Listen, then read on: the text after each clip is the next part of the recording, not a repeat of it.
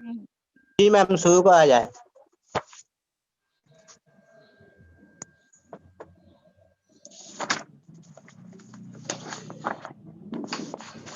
যাদের net connection নাই তারা ক্যামেরাটা অন করব।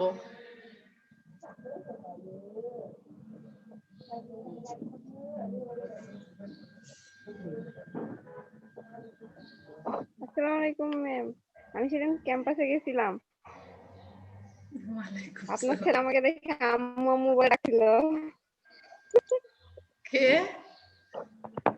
হ্যাঁ, না আমরা তিনজন গেছিলাম। আচ্ছা আচ্ছা। ওই যে শিবির ওইখানে আপনার সাথে দেখা হইলো ম্যাম। ও আচ্ছা আচ্ছা, বুঝতে পারছি। ম্যামকে আমি একদিন শাড়ি পরছি ম্যাম।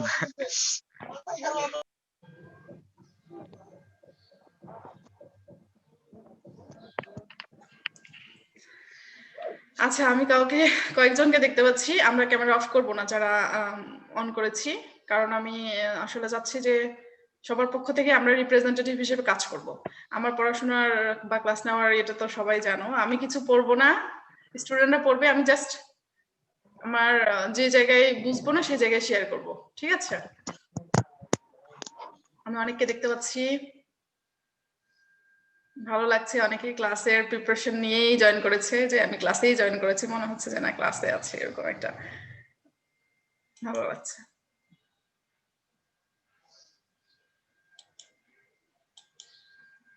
আচ্ছা, আমরা আর কিছুক্ষণ পরে অ্যাটেন্ডেন্সটা নেওয়ার চেষ্টা করব, কারণ আমার মনে হচ্ছে যে আরো জয়েন করবে। ঠিক আছে? ক্লাসে কি Yes, আপনি ma'am. অ্যাটেন্ডেন্স নিয়েছিলেন?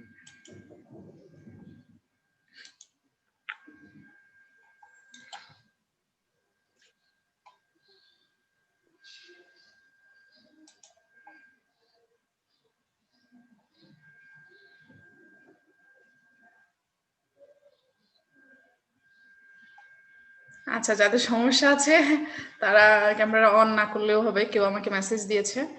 আর আমরা এই মেসেজগুলো প্রাইভেটলি দিব, সবাই দেখারও ওভাবে দরকার নাই, যদি মানে না হয়। আর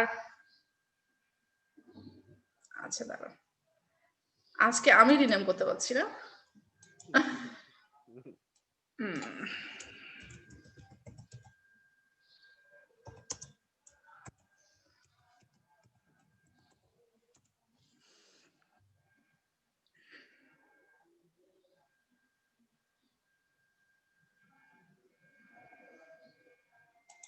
আচ্ছা, আমরা ক্লাসে যাই। হ্যাঁ, আমরা যারা ক্যামেরা অন করে আছি। জি ম্যাম। বাসা, তুমি হেঁটে বেড়াচ্ছ, তোমার কি কিছু মনে আছে আগের ক্লাসে আমরা কি পড়েছিলাম? আমাকে বললেন ম্যাম। আমি বসবো আর কি, যাচ্ছি। আচ্ছা, ইয়ামিন,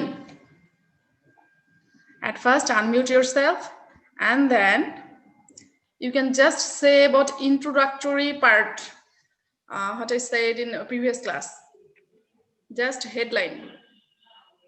ম্যাম আমরা গত ক্লাসে ডেফিনিশন অফ প্লান্টেশন ক্রপস পড়ছিলাম। আমরা একটু সবাই অ্যাটেন্টিভলি শুনবো। হ্যাঁ, এরপরে আমি আর কিছু সায়েন্টিফিক নেম দেখাইছিলেন ম্যাম, কিছু প্লান্টেশন ক্রপস এর।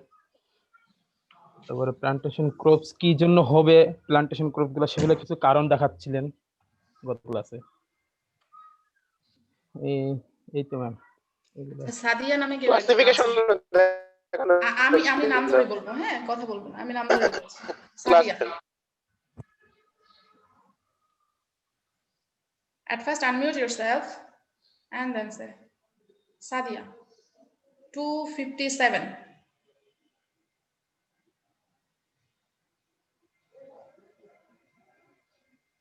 Can you hear me, Sadia?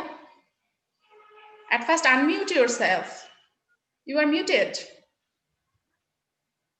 Oh, sorry. It's okay. I can hear you, ma'am. Okay. তুমি বলো, আমরা আগের ক্লাসে যে জাস্ট হেডিং গুলো বলবো। আগের ক্লাসে আমরা কি পড়িয়েছিলাম? প্লান্টেশন ক্রপের তিনটা ডেফিনিশন, তারপর different kinds of plantation crop, তাদের হচ্ছে সায়েন্টিফিক নেম, ফ্যামিলি।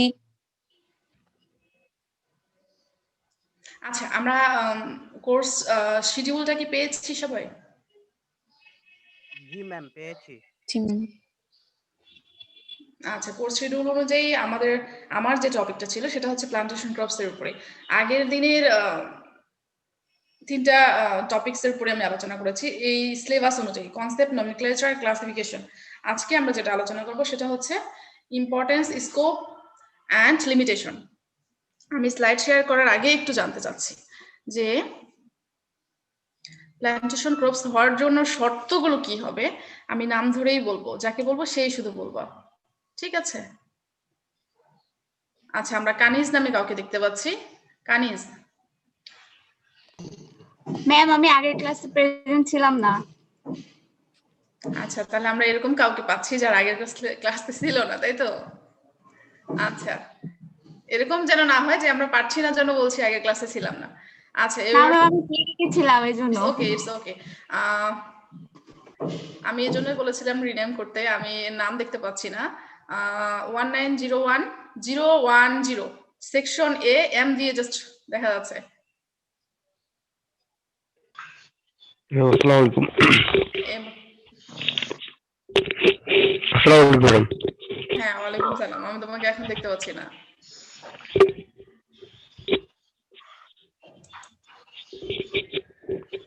আচ্ছা, আমি জি। সবাইকে মিউট করলাম, শুধু যার রোল নাম্বারটা বলেছিলাম সে আনমিউট করে কথা বলো।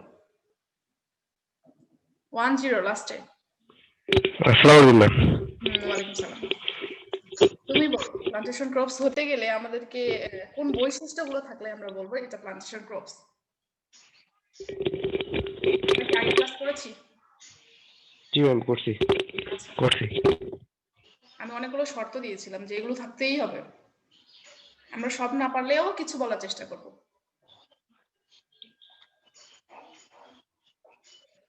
ম্যাডাম পেরিনিয়াল হতে হবে। আচ্ছা, তুমি দেখে বললেও হবে, ক্যামেরা অফ করে না দেখে। ম্যাম আমি আসলে দেখিনের মধ্যে আমি ওগুলো তুলিনি আর কি খাতায়, আমি যেটা মনে আছে ওটা বলতেছি। অবশ্যই অবশ্যই।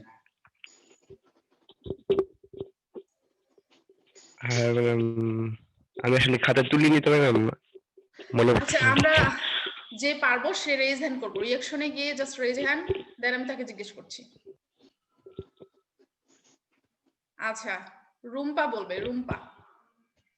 আসসালামু আলাইকুম ওয়ালাইকুম সালাম। ম্যাম। ফার্স্ট হচ্ছে কি পেরেনিয়াল হইতে হবে, দেন এক্সটেনশন স্কেলে মানে কন্টিনিউয়াস লার্জ এরিয়া হইতে হবে। বাংলায় বল, বাংলায় সুন্দর করে বুঝিয়ে বলো, আমি ইংলিশ জানি, আমরা সবাই বুঝে নিব ব্যাপারটা। হ্যাঁ, বাংলায় বল। মানে পেরেনিয়াল মানে বহুবর্ষজীবী হইতে হবে। তারপর হচ্ছে অনেক বড় এরিয়ায় করতে হবে, যেটা ম্যাডাম হচ্ছে যার ইকোনমিক ইম্পর্টেন্স থাকবে। তারপর হচ্ছে যেটা ম্যাডাম হচ্ছে হাই ভ্যালু ক্রপ হবে, মানে নিউট্রিশনাল ভ্যালুটা অনেক বেশি হবে। তারপর হচ্ছে ইন্ডিভিজুয়ালি বা হচ্ছে কোনো কোম্পানি দ্বারা এটা কাল্টিভেটেড হবে। আচ্ছা, ঠিক আছে, আমরা মোটামুটি জানার চেষ্টা করেছি। আমাদের 257 জন পার্টিসিপেন্টের মধ্যে মেবি 17 জন রেজ হ্যান্ড করেছে। তার মানে কি বুঝবো যে 17 জন শুধু পড়েছে, বাকিরা পড়ে নাই? ব্যাপারটা কি এরকম ছিল, নাকি আমরা পারছি না রেজ হ্যান্ড করতে? না ম্যাম আমরা পড়ছিলাম ম্যাম। পড়ছি। আচ্ছা, আস্তে আস্তে দেখাচ্ছি, আমাকে এখানে দেখাচ্ছি কিন্তু আমরা কতজন রেজ হ্যান্ড করেছি এখানে আমার নাম্বারিং চচ্চর করে বেড়ে যাচ্ছে। এই যে 36, 37 এভাবে হতে যাচ্ছে। সো আমি দেখতে পাচ্ছি, আমাকে কাউন্ট করতে হচ্ছে না। 58, 59, 61। আচ্ছা, আমরা সবাই পড়েছি, বুঝা গেছে আমরা পড়েছি। ম্যাম আপনার লেকচার আসলে বাসায় না পড়লেও হয়, আপনি যখন লেকচার দেন এটা ভালো করে শুনলেই হয়ে যায় মোটামুটি আর কি। আমি সেটা বলেছি, আজকে ক্লাস করার পরে মনে হবে যে না আরো কিছু নাই ক্লাসের মধ্যে। আচ্ছা আচ্ছা, ঠিক আছে, এখন আমরা নেক্সট ক্লাসে যাবো, আমরা অনেক পড়েছি।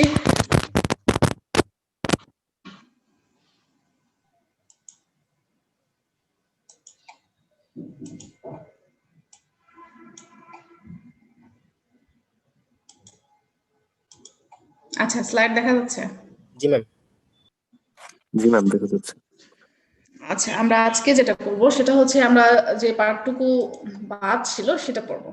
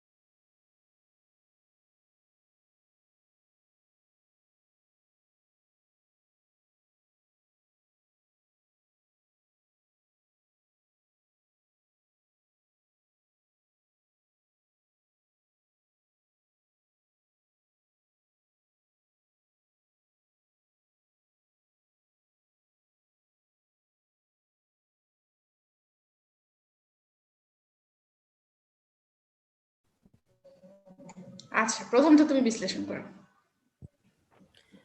এক্সপোর্ট আর্নিং, যেমন এই জিনিসগুলো আমরা বাইরের দেশে রপ্তানি করে প্রচুর বৈদেশিক মুদ্রা অর্জন করতে পারি। বিভিন্ন ওয়ে তৈরি হবে এর জন্য অনেক এখানে ইনভেস্টমেন্ট দরকার পড়বে, আবার অনেকে এখানে কর্মসংস্থানের সুযোগ পাবে।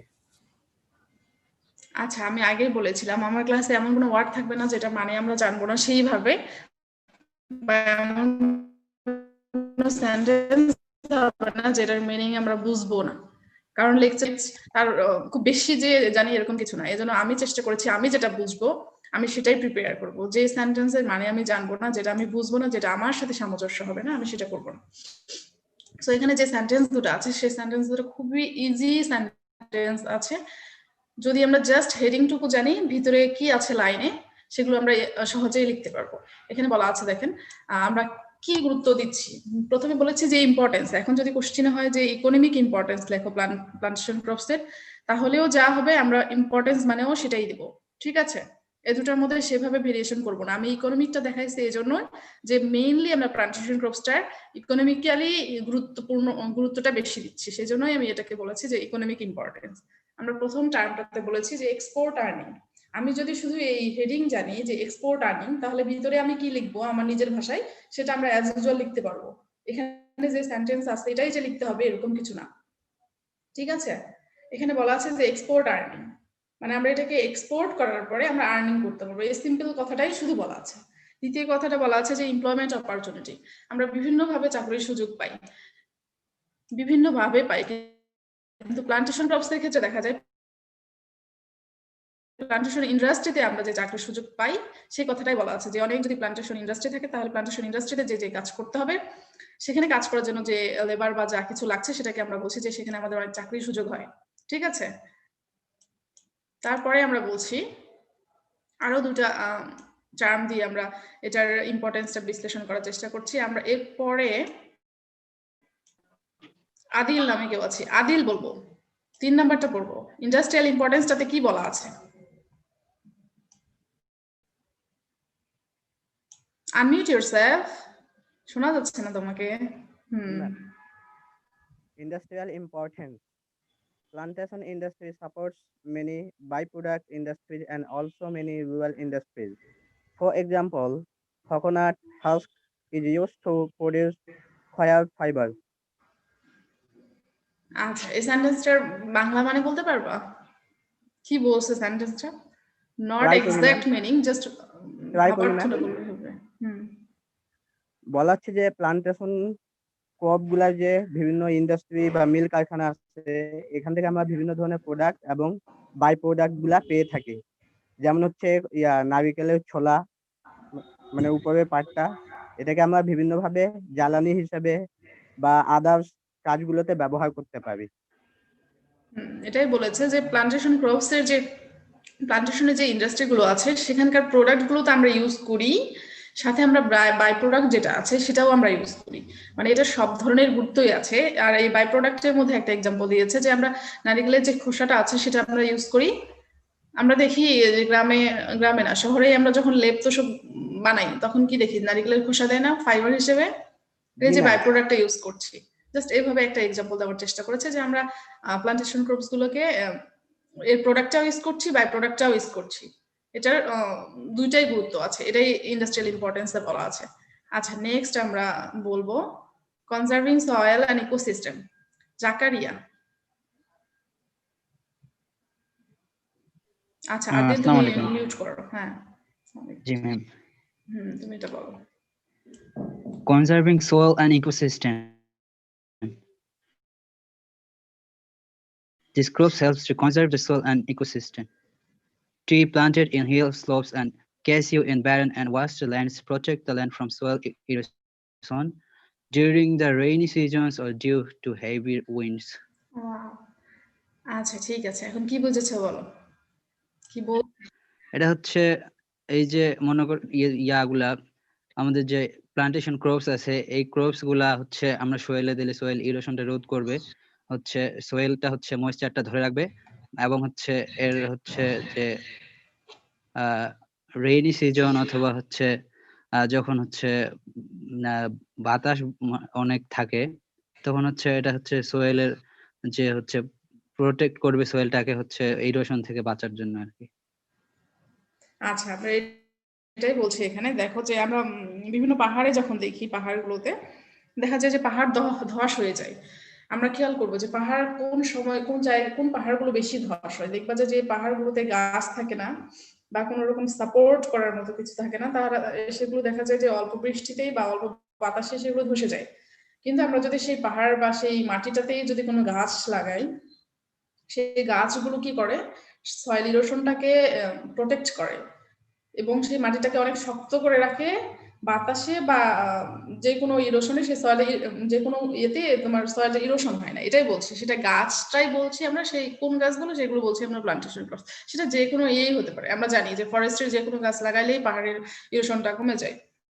এটা বলা হয়েছে যে পাহাড়ে যদি আমরা এই প্লান্টেশন ক্রপস গুলো লাগাই, যেমন আমরা চাকে এখানে মেইন ইয়ে করেছি যে পর্বতে বা হিল স্লোপে আমরা যদি চা লাগাই তাহলে সেটা কি হচ্ছে, সেটা এই ল্যান্ডগুলোকে প্রোটেক্ট করছে ইরোশনের হাত থেকে, এবং যখন হেভি উইন্ড হচ্ছে সেটার হাত থেকেও রক্ষা করছে।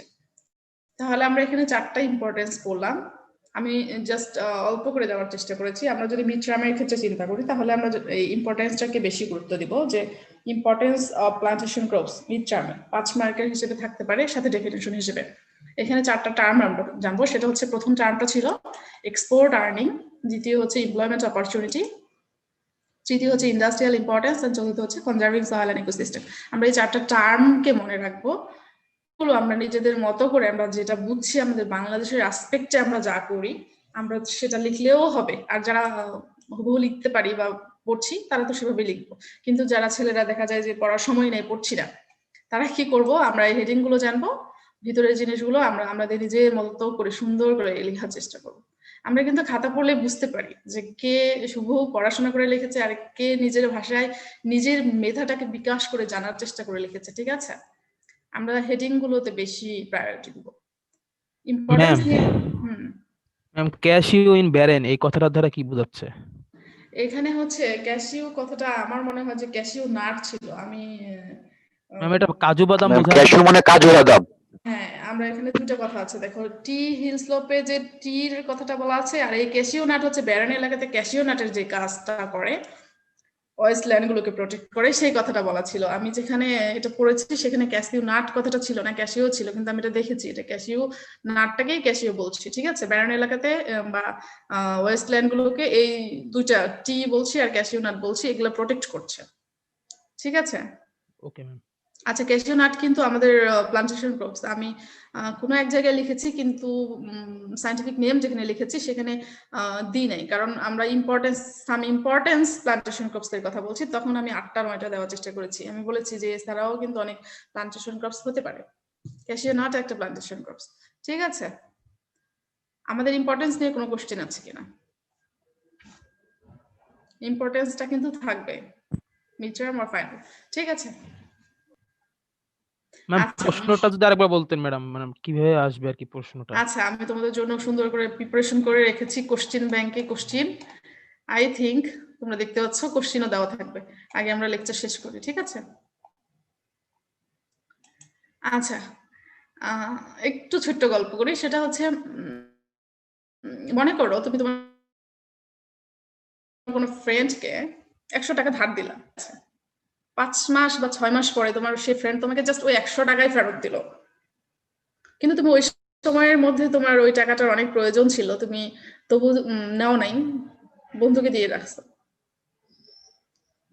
যখন তোমাকে 6 মাস পর 100 টাকাটাই ফেরত দিবে, তখন তোমার কি খুব একটা ভালো লাগবে? জি ম্যাম, তাকে হেল্প করতে পারছি, তার সুবিধা মতো দিছি, একটু তো ভালো লাগবেই। তারপর আচ্ছা মাঝখানে একটু খারাপ লাগবে যে সময় মতো পেলাম আচ্ছা না। ঠিক আছে, আমার হলে ভালো লাগতো না। কারণ আমার ভালো লাগবে না এই জন্য যে আমি আমার ক্রাইসিস ফেস করেও আমার বন্ধুকে এই 100 টাকাই দিলাম, 100 টাকা দিয়ে রাখছিলাম এতদিন ধরে, বাট আমাকে ওই 100 টাকায় ফেরত দিল, আমার খুব একটা ভালো লাগবে না। ওই 100 টাকার সাথে যদি আমাকে কিছু চা খাওয়ায় বা আমাকে অন্য কোনো ট্রিট দেয় বা অন্য কিছু করে, তাহলে আমার একটু ভালো লাগতো বা ভালো লাগবে। তোমাদেরও কি সেম? ম্যাম বিরিয়ানি হইলে আরো ভালো হইতো। আচ্ছা ম্যাম এটা ভালো লাগবে এই কারণে, কারণ ও তো 6 মাস পরে হলো 100 টাকাটা ফেরত দিছে, কারণ বন্ধু তো কখনো ঋণ শোধ আল্লাহর রাস্তে মাইরা দেয় না ম্যাম, ন্যাচারালি এইটাই করতে অনেক। আচ্ছা ঠিক আছে, কিন্তু আমার ক্ষেত্রে ভালো লাগবে না। আমি তোমাদেরকে যা পড়াচ্ছি বহু যদি 6 মাস পর পরীক্ষার খাতায় সেম জিনিসই ব্যাক পাই, আমার খুব একটা ভালো লাগবে না। আমি চাই তোমরা তার সাথে আমার জন্য কিছু ট্রিটও দিয়ে রাখবা, ঠিক আছে? আমি যে লাইন পড়াচ্ছি, যেটা পড়াচ্ছি সেটা আমি যেন ব্যাক না পাই। তোমরা তোমাদের মাথা থেকে কিছু ম্যাডামকে মোটিভেট করার জন্য বা ম্যাডামকে ট্রিট দেওয়ার জন্য আরো কিছু অ্যাড করতে পারো, বা তোমাদের মতো করে তোমরা কি জানো সেটা উপস্থাপন করতে পারো। এটা আমার একটা মাথা থেকে বের হয়ে আসছে, কিন্তু আমি 300 জনের মাথা থেকে 300 রকম সেন্টেন্স যেন আসে বা তোমাদের মতো করে কিছু আসে, আমি এটা আশা করছি। আমার গল্প বলার উদ্দেশ্যটা বোঝা গেছে কিনা? জি ম্যাম। ঠিক আছে, এরপরে আমরা পড়বো স্কোপ, ঠিক আছে? আমরা ইম্পর্টেন্স নিয়ে বলেছি, কোনো সমস্যা নাই, কোশ্চেন থাকলে আমরা কোশ্চেন করতে পারি। আচ্ছা, এরপরে আমরা আমাদের প্লান্টেশন ক্রপসে বাংলাদেশে কি কি সুযোগ আছে, কতটুকু করার সুযোগ আছে সেটা আমরা জানছি। এটা কে পড়বে? সৈকত, কানেক্টিং হচ্ছে আবার যাচ্ছে, এরকম একটা কিছু অবস্থায় আছে। জি ম্যাম, আমার নেটওয়ার্ক চলে গেছিল তো সেজন্য একটু সমস্যা হয়েছিল। আচ্ছা, যদি এখন স্টেবল হয় তাহলে তুমি একটু আমাদের স্কোপের 1 নাম্বারটা একটু পড়তে পারো, যে আমি স্কোপে কি বলার চেষ্টা করেছি। জি ma'am. Scope 1. It is said that outside the conventional forest areas, a large number of degraded wastelands available for planting. These are lands available along roadsides, canal side, railway lines, village common land, and economical for agriculture, and which can be used for raising plantations. আচ্ছা, আমরা সবাই একটা জিনিস লক্ষ্য করছি কি, যে পড়ার সময় আগে যে প্রোনাউন্সিয়েশন গুলো ছিল, আগে অ্যাজ ইউজুয়াল যে কথা বলতাম, একটু চেঞ্জ হয়েছে আমার মনে হয়। এর আগে কে পড়লো, আদিল নাকি কেউ একজন পড়েছিল, তো সে জি ভালো ম্যাম। পড়েছিল।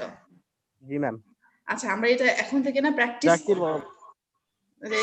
ইংলিশ এইভাবে বলার চেষ্টা করব, না হলে হবে কি আমার মতো এই সিচুয়েশনে এসে কোন একটা জায়গায় আটকে যাবো। আমি কোথায় আটকে গেছি সেটা আমি বলবো না, কারণ আমরা ইংলিশ পারি, অ্যাজ ইউজুয়াল বলে বলে অভ্যস্ত, কিন্তু না আমরা ওই যে পোস্ট দিয়ে কথা বলা, এটা আমাদের লজ্জা চলে আসে তখন, যে এটা এভাবে বললে কি ভাববে, সবাই ভাববে যে ঢং করে কথা বলছে বা এরকম কিছু। এই জন্য আমরা এটা একটা স্টেজে গিয়ে আর পাচ্ছি না। কিন্তু তোমরা এখন ইমেজিন, তোমরা এখন থেকে যদি প্র্যাকটিস করো, এভাবেই বলো, তাহলে তোমাদের ফ্রেন্ডদের কাছে বা সবার কাছে যে এভাবে হয়ে যাবে যে না এভাবেই ইংলিশ গুলো বল, তখন এটা ধরে রাখতে পারবা। হঠাৎ করে চাইলে তখন দেখবো যে লজ্জা পাচ্ছে, যেটা আমার ক্ষেত্রে হয়, আমি পারছি না, ঠিক আছে? আর এটা যে কত বড় একটা সাফারার হবা, এরকম না বলতে বলতে দেখা যায় অ্যাজ বলে, সেটা আমার মতো সিচুয়েশনে আসলে বুঝবো। আমি একটা জায়গায় এতটা সাফারার হয়েছে যেটা আমি তোমাদের কাছে শেয়ার করতে পারছি না, যে আমি এরকম হয়ে গেছি। আমি চেষ্টা করি, কিন্তু আমি লজ্জায় বলতে আমরা তো মানে ইংরেজিতে কথাই বলি না। অ্যাট লিস্ট আমরা দেখে দেখে যখন বলি তখন তো পোস্ট দিয়ে কথা বলতে পারি। জি ম্যাম।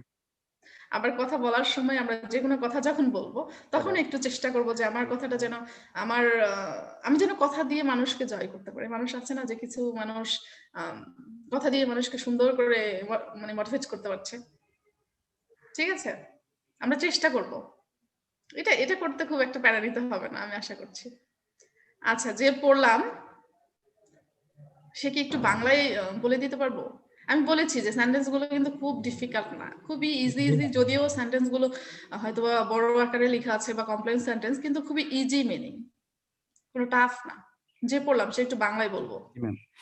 এখানে বলছে যে অনেক আমাদের অব্যবহৃত জমি পড়ে থাকে, সেগুলো জমিতে আমরা প্ল্যান্টেশন ক্রপ চাষাবাদ করতে পারি। যেমন রোড সাইড এরিয়া থাকে, ক্যানাল সাইড অব্যবহৃত অবস্থায় পড়ে থাকে, রেল লাইনের সাইড গুলো অব্যবহৃত থাকে, সেগুলো জায়গায় আমরা প্ল্যান্টেশন ক্রপ ইউজ করতে পারি বা চাষাবাদ করতে পারি। হ্যাঁ, খুবই সহজ করে বলেছে যে আমরা স্কোপ গুলো, আমাদের সুযোগগুলো কোথায়। আমরা দেখি যে আমাদের যেগুলো ল্যান্ড আছে সেগুলোতে ম্যাক্সিমাম গুলোতে আমরা এগ্রোনমিক ক্রপস দিয়ে এগ্রোনমিক ক্রপস গুলো কাল্টিভেট করি। সেক্ষেত্রে দেখা যায় যে আমাদের প্ল্যান্টেশন ক্রপস এর জন্য ওভাবে করা হয় না, কারণ আমাদের তো অ্যাটলিস্ট প্রথমে ফুডের চাহিদাটা মিট আপ করতে হবে। সেক্ষেত্রে সেই জায়গাগুলো আমরা এগ্রোনমিক ক্রপস দিয়ে ভর্তি করে রেখে দিচ্ছি। তাহলে আমরা প্ল্যান্টেশন ক্রপস গুলো কোথায় লাগাবো বা কোথায় কি করব? তখন বলা হয়েছে যে হ্যাঁ, আমরা এই এগুলো কোথায় করতে পারি? আমরা করতে পারি হচ্ছে রাস্তার পাশে যে ফ্যালো ল্যান্ড গুলো থাকে, বা কোনো গর্তের পাশে, রেলওয়ের পাশে, বা গ্রাম আমাদের ভিলেজ এরিয়াতে বলছে, বা বাড়ির পাশেও হতে পারে। যে ল্যান্ড গুলো হচ্ছে আমরা অ্যাজ ইউজুয়াল ইউজ করি না, সেই ল্যান্ড গুলোতে আমরা কি করতে পারি? আমরা সেখানে প্ল্যান্টেশন ক্রপস গুলো লাগাতে পারি। আমরা অনেক সময় বলি যে সেখানে আমরা যে কোনো গাছ লাগাই রাখি, এই সেম জিনিসটাই বলছে, সেখানে আমরা প্ল্যান্টেশন ক্রপস গুলো লাগাতে পারি। মানে আমরা কোনো ল্যান্ডকে আনইউজুয়াল রাখবো না, সবগুলোকেই কাভার করার চেষ্টা করব, যেখানে যেটা পারবো আমরা লাগাই রাখবো, মানে সেটাকে প্রপার ইউজ করার চেষ্টা করব। ঠিক আছে, আমরা আগের যুগে পড়তাম, আমাদের শুনতাম যে আমার দাদা বা হচ্ছে আমাদের বাবার সময়, সে সময় দেখবা যে হচ্ছে অনেক জমি ছিল, কিন্তু সে সময় এত মানুষ ছিল না, অনেক জমি ছিল, কিন্তু তবুও তারা ভাত পাইতো না, অনেক কষ্ট করতো। কেন করতো? তারা আসলে ল্যান্ডগুলোর প্রপার ইউজ জানতো না, তারা অলস জীবনযাপন করতো, বা এগুলো কিভাবে কি করতে হবে তারা জানতো না। কিন্তু সেম ভাবে এখন তাদের তুলনায় আমাদের জমির পরিমাণ কিন্তু অনেক কম। আমরা বাসা বানাই বা ইন্ডাস্ট্রিয়াল হয়ে আমাদের জমি সেরকম নাই, কিন্তু আমাদের এখন কি খাদ্যের কোনো অভাব আছে? এখন কোনো কিছু গেছি, আমরা কোথায় কি করতে হবে আমরা সেটা একদম জেনে গেছি। এগ্রিকালচার এখন আর পিছায় নাই, আমরা সমস্ত জায়গায় সঠিকভাবে ইউজ করার চেষ্টা করছি। ফর এক্সাম্পল হিসেবে এটাও বলতে পারি, গাছ লাগাই সেখানেও সেটাকে ইউটিলাইজ করার চেষ্টা করছি। একটু পটের মধ্যে মাটি নিয়ে যায়, সেখানে যদি লাল শাকের বীজ লাগাইছে সেখানে শাক হচ্ছে, দ্যাট মিনস আমরা সেই জায়গাটাকে ইউজ করছি। ম্যাডামদের যতটুকু ফাঁকা জায়গা আছে ওইটুকু জায়গার মধ্যে বিভিন্ন শাকসবজির গাছ লাগায়। মানুষ যে মানে ফেলোলেন রাখবে এরকম না, তারা যে এগ্রিকালচারিস্ট বা তারা যে ইউটিলাইজেশন জানে এটা দেখলে বোঝা যায়, কাজ মানে সেটা করার চেষ্টা করে। ইভেন টবে দেখবা যে বেগুনের চারা লাগায় রাখছে, মরিচের চারা লাগায় রাখছে, 2টা মরিচের চারা দিয়ে সারা বছর মরিচ খাচ্ছে। আমি অবাক হয়ে যাই এগুলো এখন দেখলে, যে আমরা কতটা টেকনোলজিতে অ্যাডভান্স আর কতটা নলেজেবল হয়ে গেছি যে আমরা সঠিক জিনিসটাকে ইউজ করতে পারছি। কিন্তু আগের মানুষের এত এত জমি থাকতো কিন্তু তারা কিছুই করতো না, তারা শুনতাম যে গমের ভাত খেয়ে থাকতো, আগে কোনো কিছু ফসল ওভাবে চাষ করতে পারতো না বা জানতোই না। ঠিক আছে, তো আমরা এই জিনিসগুলোকে কাভার করার চেষ্টা করি এবং এই স্কোপ গুলো আমরা পূরণ করবো এইভাবে। তারপরেরটা আমরা বলছি, দেখো ম্যাম, প্রবলেমের কারণে বারবার বের হয়ে যাচ্ছে। সেক্ষেত্রে আমি কি করতে পারি? মানে আমি কোনো সলিউশন বা সমাধান দেওয়া যায় কিনা? কি প্রবলেম দেখাচ্ছে? এইভাবে প্রবলেমের কারণে ক্লাসে ঢুকতে পারছি না, অনেকক্ষণ থেকে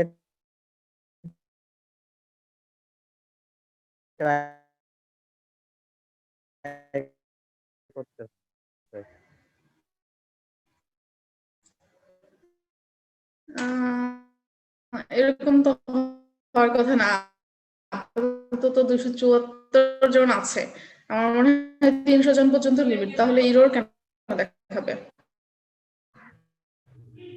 এটা কারণ হইতে পারে তার অ্যাপসটা হচ্ছে আপডেটেড না, এটা একটা কারণ হইতে পারে। আমার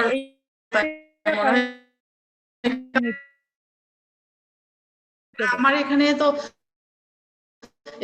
এরকম না যে আমি অ্যাকসেপ্ট করবো এরকম কোনো অপশন নাই। এটা তো অটো, তোমরা লিংকে গেলে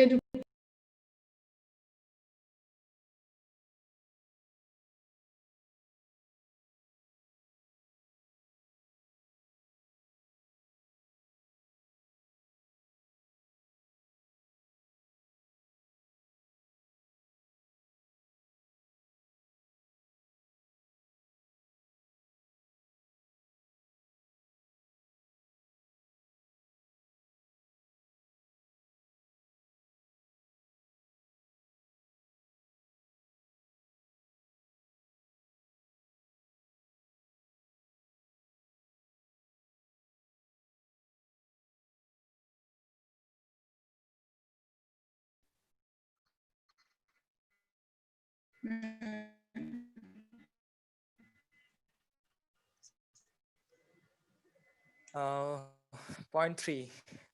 Under adequate density, one may consider conopois, many shrubs and understood spices of commercial importance, medical and cash crops can be planted according to the growth requirement and site factor.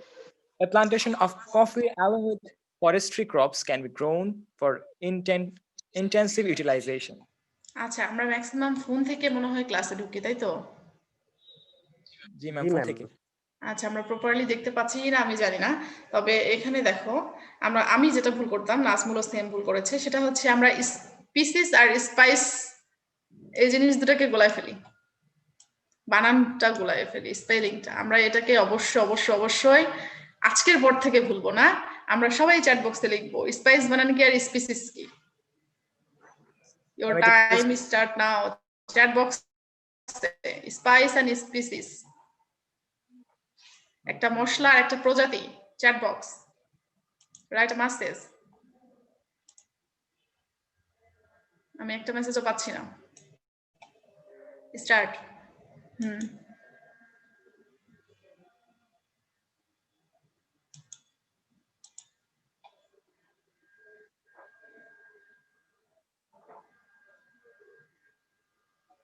ওকে, আর ভুল হবে কখনো? না ma'am. জি না ma'am.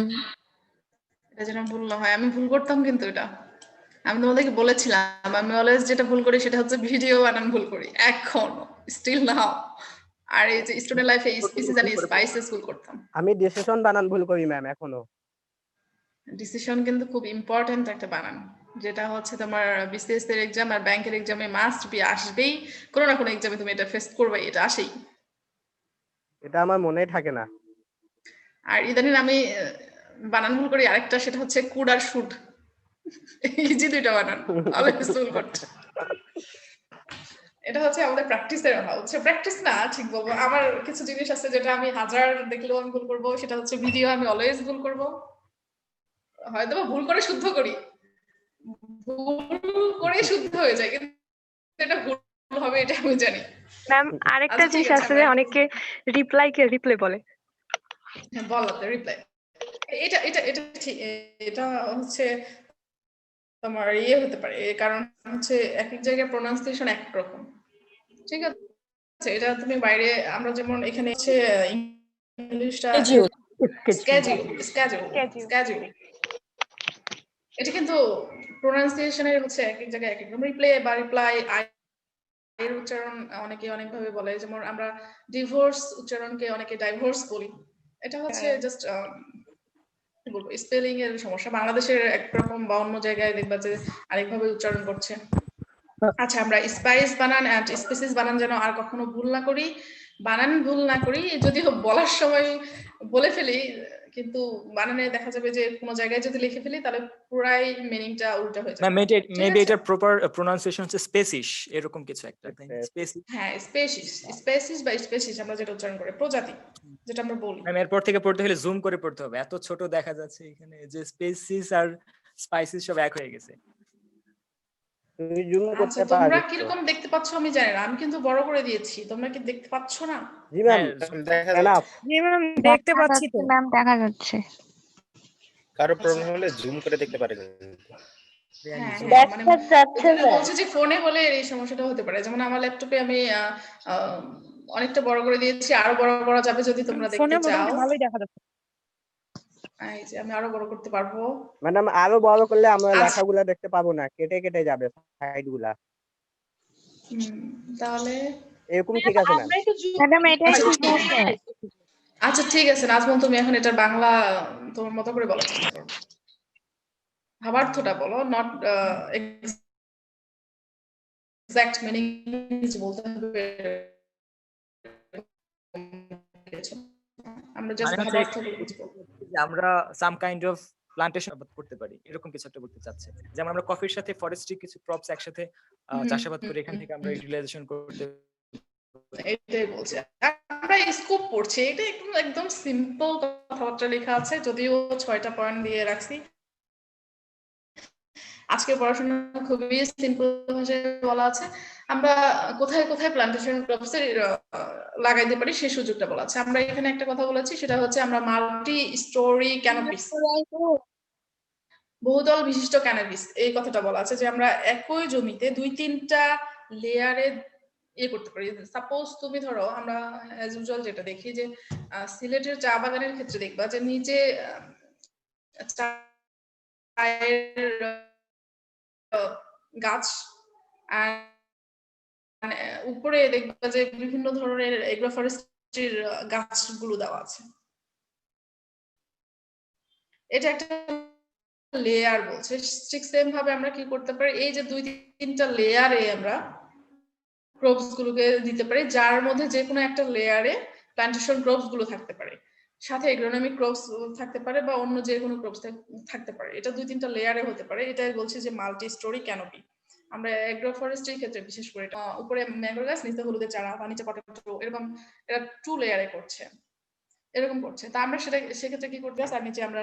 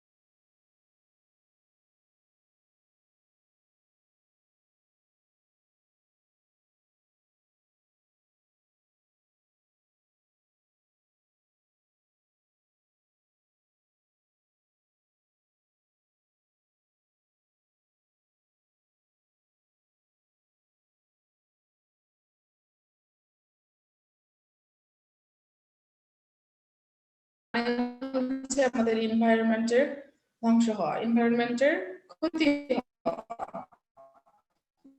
সেটা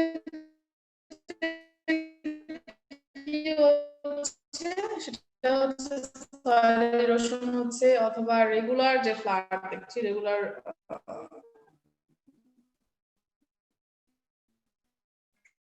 খরা দেখছি, তারপর deforestation যেটা বন নিধন দেখছি বাংলাদেশে, এগুলো হয়।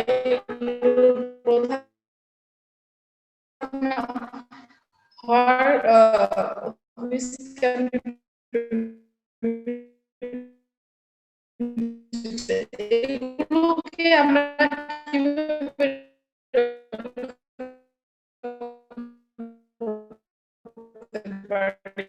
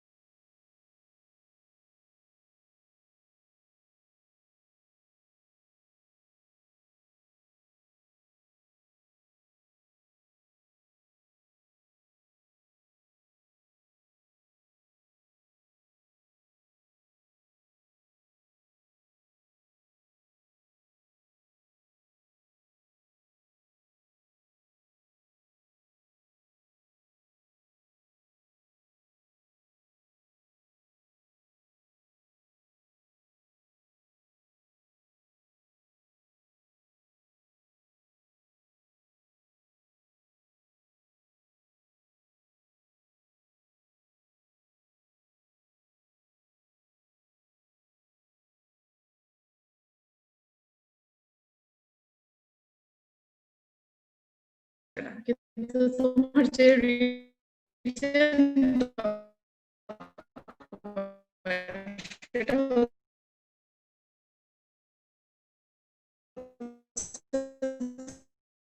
তোমার তোমার বলা যাবে না।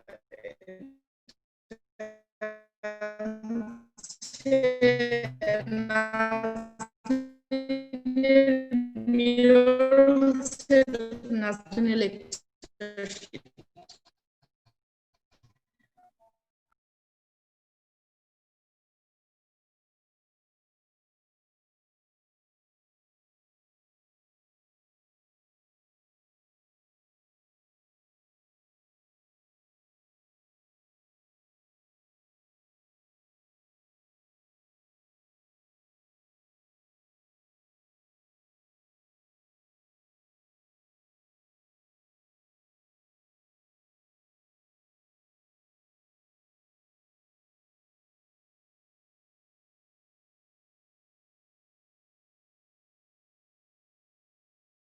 কিছু জানো?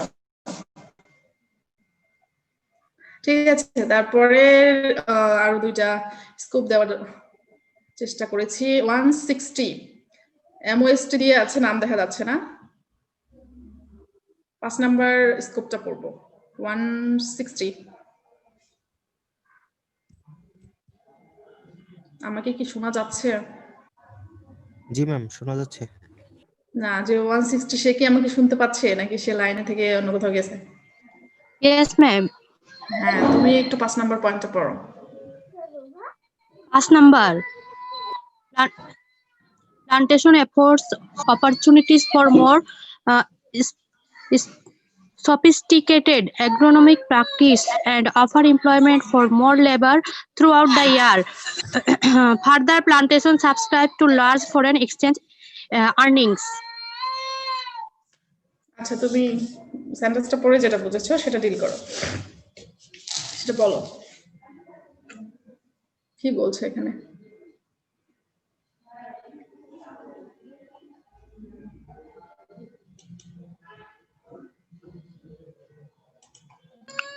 plantation of employing for more labor. আচ্ছা, এখানে আরেকজনকে দেখতে পাচ্ছি, মাফিজুর রহমান 319। তুমি কি আমাকে শুনছো? মাফিজুর রহমান, আমরা কি আছি লাইনে? আচ্ছা,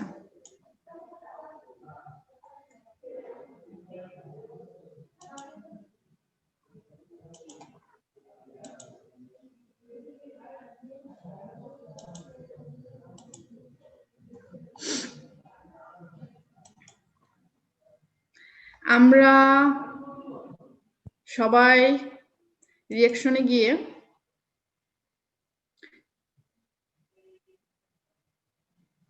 রিঅ্যাকশন দিব হচ্ছে হ্যান্ড রেজ করে, না এটাকে কি বলে আমি ভুলে গেছি। লাইক হ্যাঁ, লাইক দিয়ে হ্যান্ড রেজ করবো না, সবগুলো এগুলো বাদ দিয়ে এখন লাইক দিয়ে রেজ করব। আমি স্ক্রিনশট নিব, কারণ এই হ্যান্ড রেজ করে রাখছো তোমরা সারাক্ষণ, একদম ক্লাস শুরু থেকে শেষ পর্যন্ত দেখি রেজ করে রাখছো।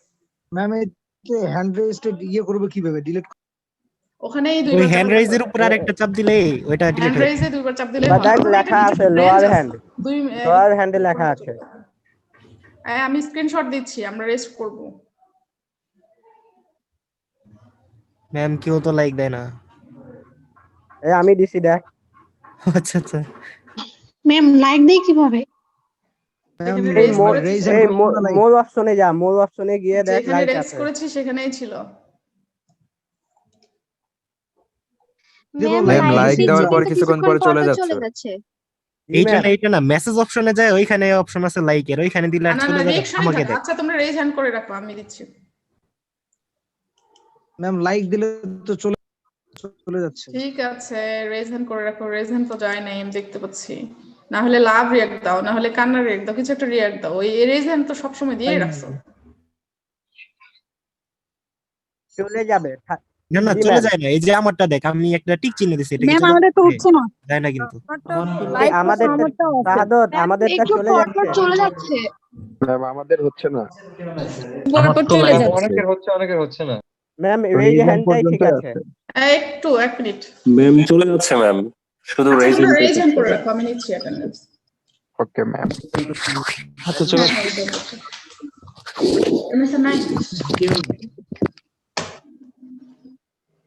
আচ্ছা থাক, আমি আসলে দিয়ে দেবো।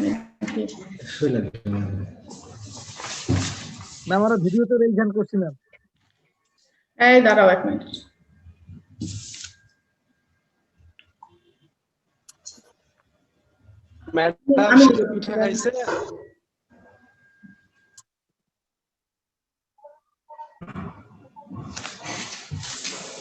এটা কি প্রতিটা ডিপার্টমেন্টে দেওয়া হচ্ছে?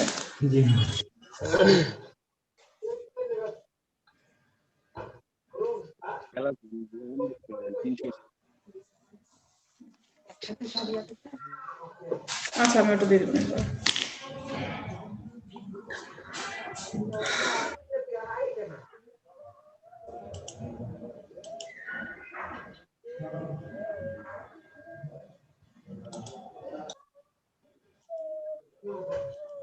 আচ্ছা ঠিক আছে, সরি, আমি মনে হয় দুইটা পেজ নিয়েছিলাম।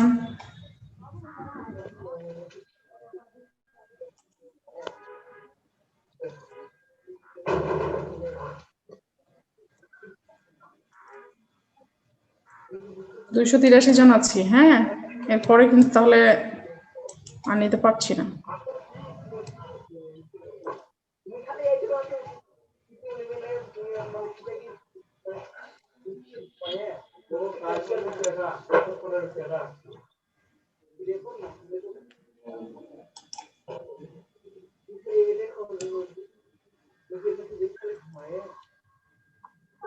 ওকে ডান। ম্যাম গত ক্লাসে আমার নেটওয়ার্ক ছিল না। গত ক্লাসে আমি অ্যাটেন্ডেন্স নিই নাই, আজকেরটাই হয়তো প্রুফ হচ্ছে। এই যে এখন 82-83 হয়ে যাচ্ছে, আমি তো এটা কেমনে কি করবো বুঝতে পারছি না। আচ্ছা ঠিক আছে, আমি জানি তখন কাকে কি বলছিলাম ক্লাসে।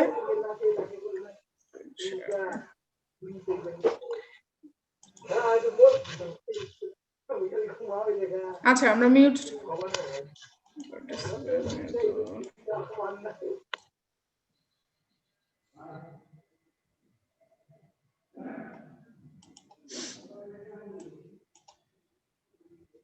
বাসার, তুমি কি আছো লাইনে? তুমি 5 নম্বরের বাংলা কি বুঝলা সেটা একটু পড়ো বাসার। জি ম্যাম।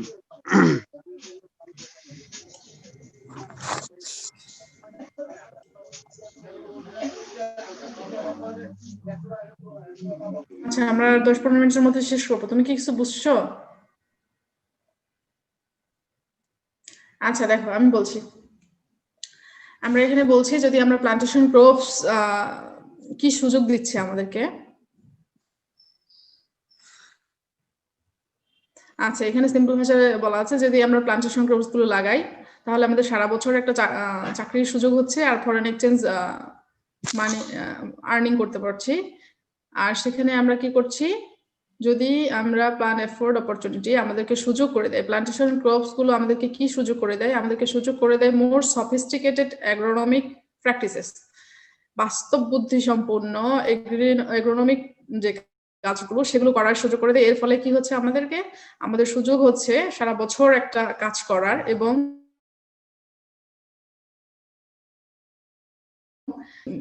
বিদেশ থেকে মানি আর্ন করতে পারছি। দ্যাট মিনস এখানে বলা আছে যদি আমরা প্লান্টেশন ক্রপস গুলো লাগানোর মাধ্যমে আমরা এই উপার্জনটা করতে পারছি। আচ্ছা তারপরে 6 নম্বরে বলা আছে in the present context plantation embrace a wide range of plants suitable for fuel, woods, social forestry, spices, condiments, medicinal, agroforestry. আচ্ছা তারপরে আমরা বলছি প্লান্টেশন ক্রপসটা আসলে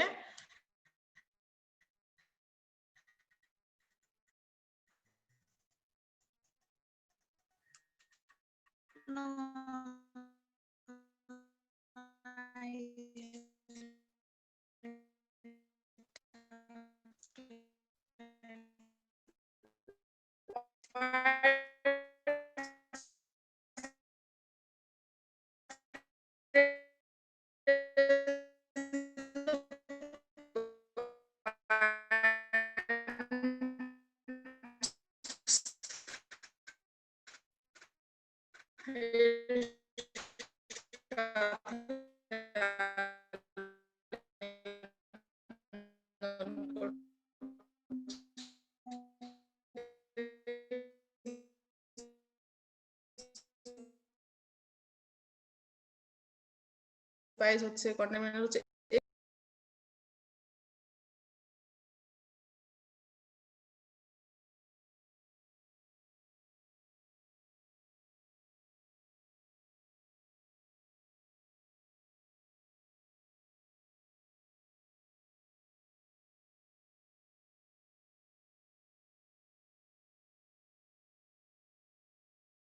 একটু ব্যাখ্যা করতেন ম্যাম 5 নম্বরটা আমার মনে আরেকটু হচ্ছে 5 বলবেন। নাম্বারটা তোমার ইম্পর্টেন্সের সাথে যাচ্ছে, এখানে স্কোপের সাথে যে সেভাবে যাচ্ছে আমার মনে হচ্ছে না। তারপরে আমি বলছি এখানে বলছে যদি আমরা প্লান্টেশন ক্রপস গুলো আমাদেরকে কোন সুযোগগুলো দিচ্ছে, প্লান্টেশন ক্রপস গুলো লাগানোর মাধ্যমে এগ্রোনমিক প্র্যাকটিস যে আছে আমাদের এগ্রোনমিক প্র্যাকটিসেস, মোর সফিস্টিকেটেড এগ্রোনমিক প্র্যাকটিসেস। আচ্ছা অনেক যে এগ্রোনমিক প্র্যাকটিসেস আছে বাস্তব বুদ্ধি সম্পন্ন অনেক যেগুলো আছে সেইগুলো আমাদেরকে কোন অপরচুনিটিটা দিচ্ছে, সেগুলো আমাদেরকে দিচ্ছে প্লান্টেশন ক্রপস লাগানোর অপরচুনিটিটা।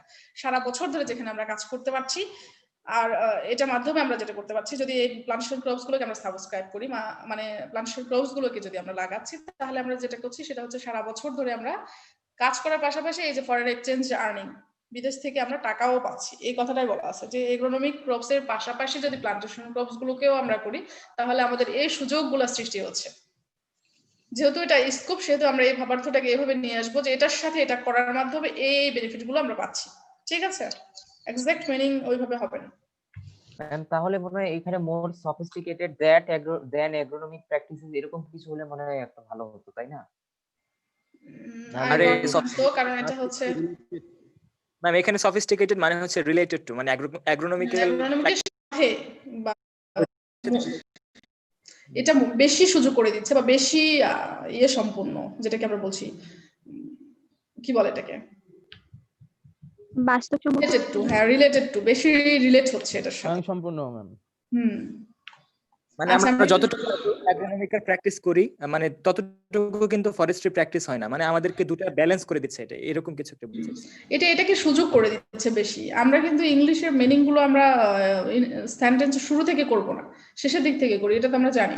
সেই অনুযায়ী এটার সাথে যদি আমরা এটা করি যে এগ্রোনমি প্র্যাকটিস গুলো বেশি করার মাধ্যমে প্ল্যান্টেশন ক্রপস গুলোর সুযোগ সৃষ্টি হচ্ছে, এগুলোও লাগানোর, যেটা আমাদেরকে সুযোগ প্রদান করছে। এই যে বলেছে যে plantation efforts opportunities, plantation crops গুলো আমাদেরকে সুযোগ সৃষ্টি করে দিচ্ছে।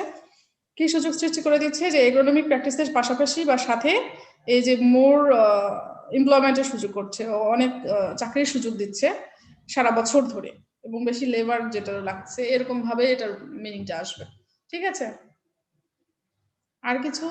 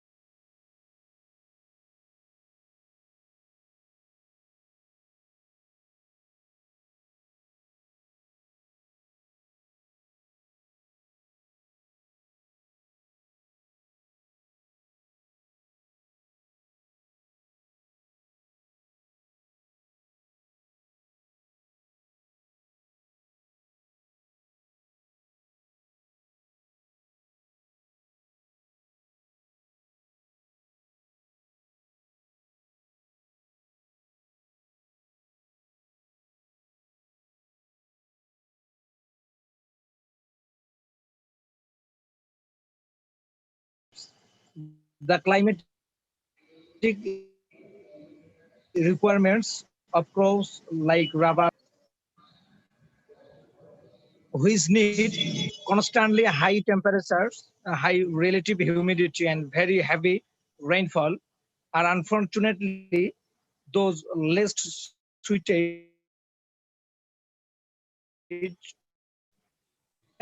of disease and insect pests.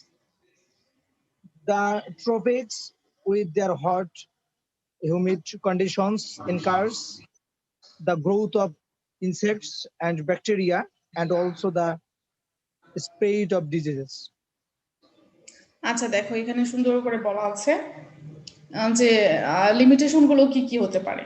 মানে আমরা যদি প্ল্যান্টেশন ক্রপস বাংলাদেশের অ্যাসপেক্টে কালেক্ট করতে চাই, তাহলে আমরা এর আগে পড়লাম হ্যাঁ আমাদের কি কি সুযোগ আছে, আর প্ল্যান্টেশন ক্রপস গুলোর গুরুত্ব কি কি ছিল। এবার আমরা পড়বো যে আসলে আমরা যদি লাগাইতে চাইও, তাহলে আমরা কেন লাগাইতে পারবো না বা কেন বেশি করে চাষ করতে পারবো না, কোন কোন বাধাগুলো আছে, লিমিটেশন বা কনস্ট্রেইন বা অবস্টাকল, এগুলো হচ্ছে কি ফেস করছে সেটা বলা আছে। প্রথম যেটা ফেস করছে সেটা হচ্ছে আমরা ক্লাইমেটের কথা বলেছি, যে আমাদের এনভায়রনমেন্ট বা আমাদের ক্লাইমেট যেটা, সেটা কতটুকু কাল্টিভেটিং প্ল্যান্টেশন ক্রপস। এখানে আমরা বলছি যে আমাদের প্ল্যান্টেশন ক্রপস গুলো লাগানোর জন্য, example rubber, cocoa, coffee, oil palm, এরকম লাগানোর জন্য আমাদের কি দরকার পড়ছে? আমাদের দরকার পড়ছে হচ্ছে হাই টেম্পারেচার লাগছে, high relative humidity, and heavy rainfall. এখন এইগুলো যদি এত বেশি বেশি লাগে, আমরা আমাদের কাজকর্মের জন্য, আমরা যদি সারা বছর বৃষ্টিপাত হয় বা হেভি রেইনফল হয়, তাহলে আমাদের অন্যান্য কাজের মানুষের অ্যাক্টিভিটির গুলো কি হয়? এটা কি আমাদের জন্য সুইটেবল না। সেটাই বলা আছে যে এই ক্রপস গুলো লাগানোর জন্য এদের যে রিকোয়ারমেন্ট, সেই রিকোয়ারমেন্ট গুলো যদি ফুলফিল করে আমরা লাগাইতে চাই, তাহলে আমাদের কাজের মানুষের আদার্স অ্যাক্টিভিটিস বা অন্যান্য ক্রপস বা অন্যান্য সমস্ত কাজের যে বাধা, সেটার জন্য আমরা আমাদের এই টি, কফি, কোকো এগুলো লাগাইতে পারছি না।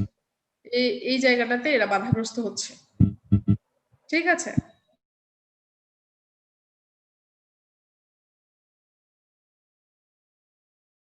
দুই নম্বরে ডিজিজ এন্ড ইনসেক্ট পেস্ট। আমাদের যে এনভায়রনমেন্ট, সাবট্রপিক্স বা ট্রপিক্স এই এলাকাগুলোতে, সেই এনভায়রনমেন্টের অ্যাসপেক্টে আমরা এই ক্রপগুলো লাগাইতে গেলে দেখা যায় যে বেশিরভাগ সুযোগ সুবিধা পাই হচ্ছে ইনসেক্টরা বা ডিজিজ হয়ে যায়, কারণ আমাদের এনভায়রনমেন্টের সাথে এই ক্রপসগুলো লাগাইতে গেলে এরা প্রিফার পাচ্ছে, একটা ইনসেক্ট বেশি প্রিফার পাচ্ছে। যখন হট বা হিউমিড ক্লাইমেটে যখন আমরা টি কফি লাগাচ্ছি তখন দেখা যাচ্ছে সেখানে ইনসেক্ট পেস্টের আক্রমণ বেশি হচ্ছে। এই কথাটাই বলা আছে যে এদের যে আক্রমণ এটা বেশি, যার কারণে আমাদের লিমিটেশনটা হচ্ছে আমরা এই ক্রপসগুলো লাগাইতে পারছি না। বুঝা গেছে কিনা? আমরা জাস্ট হেডিং গুলো পড়বো আর ভিতরের গুলো নিজের মতো করে লেখার চেষ্টা করবো। তারপরে আমরা বলছি যে difficulties of clearing and maintenance, and 4 নম্বরে বলছি rapid deterioration of tropical soil. এখানে ক্লিয়ারিং এন্ড মেইনটেনেন্স এর কথাটা যেটা বলা আছে সেটা হচ্ছে আমাদের যে এনভায়রনমেন্ট, যে hot wet and tropical climate, সেই ক্লাইমেটে আমাদের যেটা হয় সেটা হচ্ছে লার্জ ভেজিটেশন হয়। দেখবা যে বিশেষ করে খেয়াল করবা, আমার খুব মনে আছে এটা, সেটা হচ্ছে আমরা এই যে সিংড়া ফরেস্টে গেছিলাম। তোমরা সিংড়া ফরেস্ট দেখেছো কিনা? এই পাশে কোথাও ঠাকুরগা না কোন পাশে, এইদিকে বিরলের দিকে সিংড়া ফরেস্ট। তো এখানে দেখা যায় যে একটা গ্রুপ হচ্ছে, একটা গ্রুপ আছে যারা কন্টিনিউয়াসলি সেখানে হচ্ছে তোমার এই জঙ্গলগুলো কাটার চেষ্টা করে। কিন্তু কি হয়, দেখা যায় যে আলটিমেটলি কিন্তু কন্টিনিউয়াসলি সেখানে যে ভেজিটেশন গুলো লার্জ ভেজিটেশন হচ্ছে, মানে গাছের উপরে গাছ উঠতেছে, অনেক ছোট ছোট জঙ্গল হতেই থাকে, কন্টিনিউয়াসলি হতেই থাকে। এটা হচ্ছে আমাদের এনভায়রনমেন্টের জন্য হতে থাকে। এই যে লার্জ ভেজিটেশন দেখা যাচ্ছে যে এত বেশি এগুলোর গ্রোথ আর এগুলোর এর সাথে পাল্লা দিয়ে আমাদের যে ক্রপস গুলো আছে সেগুলো ক্লিয়ার করে আমাদের ক্রপস গুলো লাগানো খুবই ডিফিকাল্ট হয়ে যায়। এই কথাটাই বলা আছে যে আমাদের এই বন জঙ্গলকে ক্লিয়ার করা বা মেইনটেনেন্স করে প্লান্টেশন ক্রপস গুলো লাগানো এগুলো ডিফিকাল্ট। এটা হচ্ছে একটা লিমিটেশন। তারপরে আমরা বলছি যে rapid deterioration of tropical soil. কিছুক্ষণ আগে আমরা যেটা বলছিলাম যে আমাদের যদি হেভি রেইনফল হয় বা হেভি উইন্ড হয়, সেক্ষেত্রে দেখা যায় যে আমাদের পাহাড় পর্বতের মাটিগুলো বা হচ্ছে উপরের সয়েলের যে নিউট্রিয়েন্টের লেয়ার গুলো সেগুলো নষ্ট হয়ে যায়। এখানে সুন্দর করে বলা আছে যে হেভি রেইনফল হলে আমাদের নিউট্রিয়েন্ট গুলো লিস্ট ডাউন হয়ে যায়, বিভিন্ন ধরনের নিউট্রিয়েন্ট সয়েলের যেগুলো থাকে উপরের দিকে সেই লেয়ার গুলো নিচে নেমে যায়। দ্যাট মিনস আমাদের যে সয়েল গুলো থাকে সেগুলোর কোয়ালিটিটা নষ্ট হয়ে যাচ্ছে। এটা একটা বাধা হতে পারে আমাদের প্ল্যান্টেশন ক্রপস লাগানোর ক্ষেত্রে। তারপরের বাধার ক্ষেত্রে আমরা বলছি যে আমাদের আসলে প্রপার নলেজের অভাব। এই নলেজের মধ্যে অনেকগুলো হতে পারে। কোন কোন ধরনের নলেজের অভাব? আমরা বলছি যে এই প্ল্যান্টেশন ক্রপস এর মেইন একটা ক্রাইটেরিয়ার মধ্যে পড়ছি যে প্রসেসিং এর সমস্যা। মানে প্রসেসিং না করলে সেটা প্ল্যান্টেশন ক্রপস হচ্ছে না। আর এই প্রসেসিং এর ক্ষেত্রে দেখা যাচ্ছে যে অনেকগুলো নলেজের ব্যাপার আছে। দ্যাট মিনস আমরা প্ল্যান্টেশন ক্রপস এর শুরু থেকে শেষ পর্যন্ত পুরোটাই হচ্ছে অনেক বেশি নলেজের দরকার। তাছাড়াও বলছে যে অনেক এগ্রোনমিক প্র্যাকটিসেস আছে যেগুলো সঠিকভাবে আমরা জানি না। তারপরে বলছে যে আমরা যদি হারভেস্ট করার পরে যে পোস্ট হারভেস্ট ম্যানেজমেন্ট আছে প্ল্যান্টেশন ক্রপস এর, সেটা অনেক ডিফিকাল্ট। এই ক্ষেত্রে এক্সাম্পল হিসেবে বলা আছে যে চায়ের পুরাটাই, যেমন প্রোডাকশন, প্রসেসিং, আমরা যখন চা পড়বো বা রাবার পড়বো তখন তাদের প্রসেসিং যেগুলো দেখছি বা হারভেস্ট করা থেকে শুরু করে পোস্ট হারভেস্ট ম্যানেজমেন্ট থেকে প্রসেসিং পর্যন্ত বা মার্কেটিং পর্যন্ত যে ধাপগুলো সেগুলো অনেক হচ্ছে ডিফিকাল্ট। এগুলোর জন্য যে নলেজ গুলো দরকার সব মিলাই এই প্ল্যান্টেশন ক্রপস এর টোটাল জিনিসগুলো করার জন্য যে নলেজ দরকার সেগুলোর নলেজ গুলো হচ্ছে আমাদের জন্য আমাদের সেভাবে নাই, আমাদের প্রপার নলেজটার অভাব, সেটাই বলছে। এটা এক ধরনের লিমিটেশন হতে পারে। তারপরে আমরা বলছি আমাদের যে টাকা পয়সা, আমরা বলেছিলাম এর আগে যে প্ল্যান্টেশন ক্রপস করতে গেলে আমাদের হ্যাভি একটা ইনভেস্টমেন্ট, মোটা অঙ্কের একটা টাকা দরকার আছে। সেক্ষেত্রে দেখা যাচ্ছে যে আমাদের যে ইনভেস্টমেন্ট সেটা হচ্ছে ইনিশিয়াল পিরিয়ডে যেটা অনেক বেশি লাগে সেটা আমাদের ফার্মারদের মধ্যে ওইভাবে থাকে না। সেক্ষেত্রে আমাদেরকে যদি কোনো এনজিও বা কোনো কেউ আমাদেরকে ফিনান্সিয়াল একটা সাপোর্ট দেয় সেক্ষেত্রে আমরা এটাকে করতে পারি। আদারওয়াইজ আমাদের শুরুতেই প্ল্যান্টেশন ক্রপসটা মেইনটেনেন্স করা বা ইনভেস্ট করে লাগানো এটা আমাদের জন্য ডিফিকাল্ট। এটা একটা আমাদের লিমিটেশন হতে পারে। আমরা এখানে 6টা লিমিটেশন বলার চেষ্টা করেছি। আমরা বলছি যে climatic hazard, prevalence of disease and insect pest, তারপরে বলছি difficulties of clearing and maintenance, deterioration of tropical soil, lack of proper knowledge, insufficient investment। আচ্ছা, এই 6টা পয়েন্টের মধ্যে বুঝি না এরকম কিছু আছে কিনা। খুব সহজ ভাবে ক্লাসগুলো দেওয়া আছে। আজকে অনেক পড়াশোনা ছিল, কিন্তু সহজ মনে হবে যে ইংলিশ পড়ছি না বাংলা পড়ছি, এটা ডিফারেন্স করতে পারবো না। আমার কাছে মনে হচ্ছিল যে আমি বাংলাই পড়ছি। ঠিক আছে, এখন কোশ্চিন ব্যাংকে দেখবো যে এখানে বিভিন্ন ধরনের একদম এক্সাক্ট কোশ্চিন দেওয়া নাই, স্যাম্পল হিসেবে বলা আছে যে এরকম হতে পারে। প্লান্টেশন ক্রপস এর ডেফিনেশন দিতে পারি, বা তার সাথে প্লান্টেশন ক্রপস এবং ফ্রুট ক্রপস এর ডিফারেন্স থাকতে পারে, অথবা এটার সাথে ডেফিনেশনের সাথে ইম্পর্টেন্স থাকতে পারে, ডেফিনেশনের সাথে স্কোপ থাকতে পারে, ডেফিনেশনের সাথে লিমিটেশন থাকতে পারে, অথবা ডেফিনেশনের সাথে সায়েন্টিফিক নেম এন্ড ফ্যামিলি থাকতে পারে। এখানে কয়েকটা কোশ্চেনের স্যাম্পল দেওয়া আছে। ঠিক আছে, এই প্লান্টেশন ক্রপস এর পার্ট থেকে এরকম কোশ্চেন হতে পারে, এটা এখানে বলা আছে। এখন আমরা বলবো শুরু থেকে প্লান্টেশন ক্রপস শুরু থেকে এ পর্যন্ত যে পড়ছি এটার মধ্যে কোনো বুঝতে সমস্যা আছে কিনা। আমরা ক্লাসের শেষ পর্যায়ে আসছি। এটা নিয়ে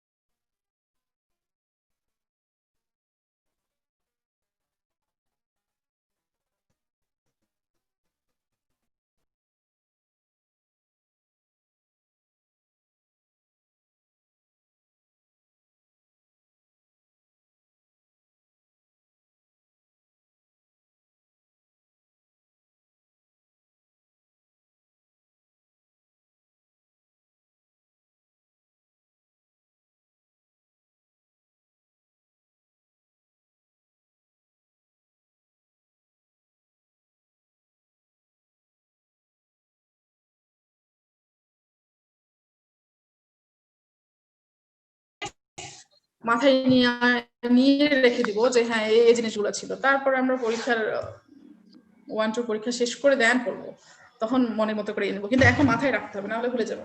আর এখন যেটা কাজ হচ্ছে, যেহেতু মনে হয় 1-2 ফাইনাল হয় নাই, তাই তো? না ম্যাম। সেক্ষেত্রে আমার যেটা সাজেশন থাকবে, আজকে কিন্তু আমার শেষ ক্লাস, হ্যাঁ আমি আর ক্লাস নিচ্ছি না তোমাদের, জাস্ট এরপরে দেখা হবে হয়তো প্র্যাকটিক্যাল ক্লাসে, তোমাদের সাথে আমার প্র্যাকটিক্যাল ক্লাস আছে, তাহলেই তোমাদের 2-1 তোমাদের সাথে আমার শেষ। 1-2 জন্য যেটা সাজেশন থাকবে সেটা হচ্ছে,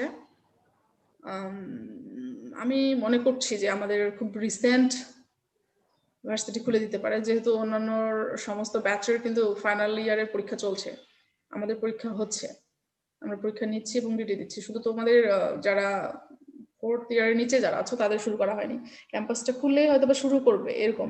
সো তোমাদের সময় কিন্তু তোমরা পাবো না বেশি, তোমাদের ক্যাম্পাস খুললেই তোমাদের 1-2 ফাইনাল হবে। ম্যাম আমাদের 1-2 এ হর্টিকালচারের 2টা ল্যাব বাকি আছে, ওগুলা কি হবে না সিলেবাস শর্ট করে পরীক্ষা হবে, যদি একটু জানাতেন। আসলে ওইভাবে বলা যাচ্ছে না, এখন না খুললে তো ডিসিশন নেওয়া যাবে না। যে 2-1টা বাকি আছে, দেখা যাবে যে 2-1টা ক্লাস নেওয়ার জন্য তার এত পেন নেওয়া লাগবে না, ওইটা দেখা যাবে যে ক্যাম্পাস খুললে 2-1 ঘন্টা ক্লাস নিলেও শেষ করে দিল। কিন্তু তোমাদের যেগুলো আছে তোমাদের কাছে শীট পত্র যা আছে, 1-2 যত ধরনের ডকুমেন্ট আছে, তোমরা এই সময়ের মধ্যে আমার সাজেশন থাকবে এই একটু কভার করবা।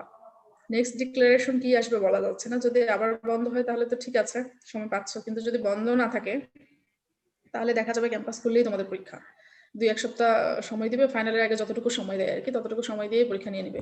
সো 1-2 সমস্ত সিলেবাস শেষ করার পরে 2-1 এর যে স্যাররা যে ক্লাসগুলো নিচ্ছে সেগুলো জাস্ট মাথায় গুছায় রাখবো, কোর্স টাইটেল গুলো জানবো, কি কি পড়াচ্ছে সেগুলো জানবো, কিন্তু সেগুলো যদি এখন থেকে সেগুলো মাথায় নেই তাহলে 1-2 পড়াশোনা হয়তো বা মাথায় ওইভাবে থাকবে না। তো আমার সাজেশন থাকবে এগুলো আগে গুছাই নিবো 1-2, দেন 2-1 এর শীটগুলো নিজেদের মতো করে যেভাবে পড়লে মনে থাকবে সেভাবে গুছায় রাখবো। আমার কথা বোঝা গেছে কিনা? জি ম্যাম। আর আমাদের প্রধান লক্ষ্য হচ্ছে স্টুডেন্ট লাইফের প্রধান হচ্ছে ভালো পরীক্ষা দেওয়া, ভালো রেজাল্ট করা। আমার বেসিক অনেক স্ট্রং, আমি অনেক কিছু জানি, কিন্তু আমার রেজাল্ট খারাপ, তাহলে তোমার পরিচয় আলটিমেটলি তুমি খারাপ স্টুডেন্ট। আমি বুঝাতে পেরেছি কিনা? জি ম্যাম। আমি ভালো স্টুডেন্ট এটা আমার পরিচয় হবে, আমার রেজাল্ট দিয়ে, কারণ সবাই রেজাল্ট দিয়ে মানুষকে কাউন্ট করে। একটা লাইফে গিয়ে তুমি দেখবা যে যখন আমি চাকরি করছি তখন হ্যাঁ আছি রে, আমি একটু ক্লাস নিচ্ছি, একটু পরে আসা, হ্যাঁ 5 মিনিট পরে। আমার আলটিমেটলি পরিচয় হবে তখন যে স্টুডেন্ট লাইফ শেষে যখন আমি চাকরি পাবো তখন হবে আমার পরিচয় আমি একটা ভালো চাকরি করলে আমি ভালো স্টুডেন্ট ছিলাম, ভালো চাকরি করলে তখন ভালো স্টুডেন্ট ছিলাম। বাট স্টুডেন্ট লাইফে তুমি ভালো স্টুডেন্ট কিনা সেটা পরিচয় হবে যে তোমার রেজাল্ট ভালো কিনা। তোমার রেজাল্টটাই হচ্ছে মেইন ফ্যাক্ট। সো রেজাল্টটা কিভাবে ভালো করা যায় সেটার দিকে চেষ্টা করতে হবে। যারা 1-1-এ খারাপ করেছি মানে যে আমার সব খারাপ হয়ে গেল, আমি আর কিছু করতে পারবো না, এরকম কিছু না। নেক্সট আরো 7টা আছে, ভালো করার চেষ্টা করব। আমরা 1-1-এ বুঝতাম না, এই জন্য খারাপ করছি, এরপরে আমরা সবকিছু বুঝবো এবং ভালো করব। ঠিক আছে, বিশেষ করে আমি বলবো যে কুইজ, মিড টার্ম এগুলো ভালো করে দেওয়ার চেষ্টা করা, কারণ ফাইনালে সবাই পড়ে, মোটামুটি সবাই পড়ে। কিন্তু এই সমস্যাটা যেটা হয় মার্কসের ভেরিয়েশন, সেগুলো হচ্ছে এই দিকে তারা লিভ করতে পারো। আমার ক্লাস শেষ হয়ে গেছে। ম্যাম আপনি যখন যে সবার প্রেজেন্টটা নিচ্ছিলেন, মানে রেজাল্ট করতে বলছিলেন, তখন আমার নেটটা চলে গেছিল, যে আমি চ্যাট বক্সে রোল নাম্বার দিতে, কি প্রবলেম হবে? আচ্ছা সমস্যা নাই, আমি তোমাদের সবাইকে প্রেজেন্ট দেবো। আমি তোমাদের ভয় দেখানোর জন্য স্ক্রিনশট নিয়েছি, কিন্তু আমি সবাইকে প্রেজেন্ট দেবো, সমস্যা এটা নিয়ে সমস্যা হবে না। ঠিক আছে, ধন্যবাদ। আচ্ছা ঠিক আছে, সবাই ভালো থাকবা। আর আমার লাস্ট এটাই সাজেশন থাকবে যে শুধু পড়াশোনা করব, রিড অ্যান্ড রিড, এর বাইরে কিছু নাই। তো আমরা যেটাই শিখি 4টা ওয়েতে শিখি, সেটা হচ্ছে শোনা, বলা, পড়ালেখা, এর বাইরে কোনো কিছুই জানি না আমরা। সো এই 4টার সাথে অ্যাটাচ থাকবো, অন্য কোনো কিছু করার চেষ্টা করব না সেভাবে। সো আমরা অনেক পড়াশোনা করব, যাই শিখি সেটা কোনো না কোনো ভাবে পড়াশোনার মাধ্যমেই শিখবো এবং সেটা শিখিও আমরা। ঠিক আছে,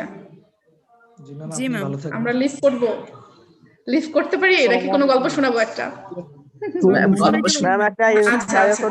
জাস্ট ছোট্ট একটা কথা, সেটা হচ্ছে আমি আমার যখন আমি 1-1-এ ভালো রেজাল্ট করি তখন আমাদের এগ্রোনমির শফিক স্যারকে তোমরা চিনো, উনি বাইরে যাচ্ছিলেন পিএইচডি বা পোস্টডক করার জন্য।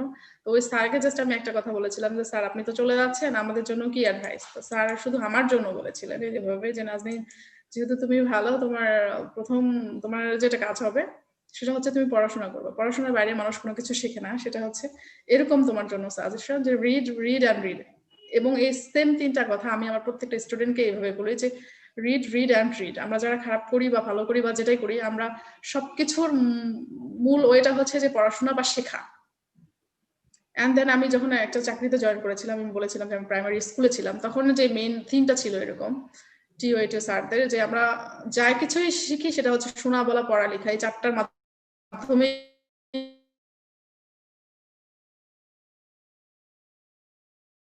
শিখি, এর বাইরে কোনো কিছু হয় না। তো এই জানবো যে আমাদেরকে কিছু শিখতে হবে এবং শিখতে হবে। আর এই শিক্ষার জন্য তোমরা ভালো কিছু করো, তোমাদের রেজাল্ট হওয়ার পরে ম্যাডাম এসে বলবো যে ম্যাডাম আপনার এই কথাটা শুনে আমি আমার রেজাল্ট ইমপ্রুভ করতে পারছি বা এইভাবে হয়েছে। আবার ভালোভাবে প্র্যাকটিক্যাল ক্লাসে দেখা হবে এই আশা করছি। আর তোমাদের সাথে আমার ক্লাস শেষ।